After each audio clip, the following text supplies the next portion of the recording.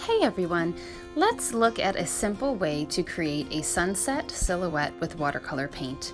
First, I tape down my paper using masking tape, and then using a Sharpie marker so that I can do this all at once and kind of quickly, I will draw my silhouette. I would recommend that you draw this first in pencil, but if you're feeling confident or you're in a hurry like I am, you could just dive on in with Sharpie or any permanent black marker. I'm creating a tropical scene, so I'm drawing a palm tree. First thing I did though was draw a horizon line, and I put it low on the paper because I know that below my horizon line it's going to be colored in black because it's all the land is going to be in silhouette. And then coming up from the land will be the palm trees that I draw. You could come up with a more complicated picture. Use your imagination, think about what kind of things that you would be interested in drawing. Maybe even find a reference photograph to help you out. Okay, I'm just adding a couple birds too. And then I'll be ready to start painting. The good thing about starting with Sharpie and not paint is that I can now paint right away. I don't have to wait for it to dry. So I'm using a larger size brush, size 8 paintbrush, and I am just putting some water down on my paper first because I'm going to use the wet on wet technique for my sunset.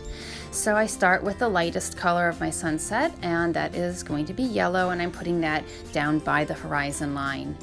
And my paint is really watery right now because I'm going to build up the paint in layers, starting with the lightest, most watered down layers, and then getting darker as I go.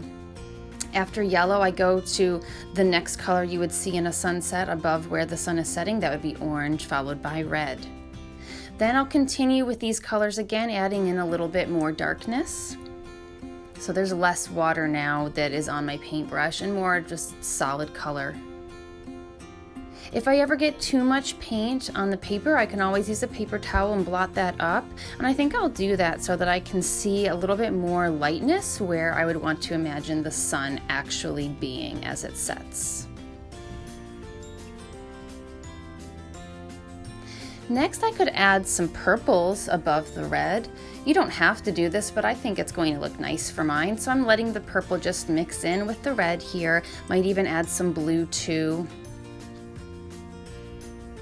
And then I work those colors into the painting in horizontal strokes.